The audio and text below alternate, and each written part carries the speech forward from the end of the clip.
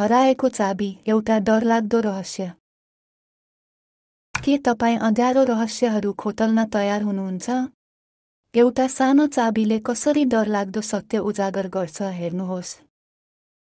ग्रेस्टोन सहरका चाबी निर्माता आर्थर बेलामी अचानक बेपत्ता भए। सबैले विश्वास गर्ने व्यक्ति, तर किन? डिटेक्टिभ मीरा हलेलाई यो केस सुम्पियो। के मीराले सत्य पत्ता लगाउन सक्छिन्? आर्थरको वर्कसपमा सब ठिकठाक थियो, तर एउटा सानो पितलको चाबी मेजमा भेटियो जसमा 9 लेखिएको थियो। मीरालाई लाग्यो यो कुनै सङ्केत हो। के यो चाबीले डरलाग्दो रहस्य खोल्छ?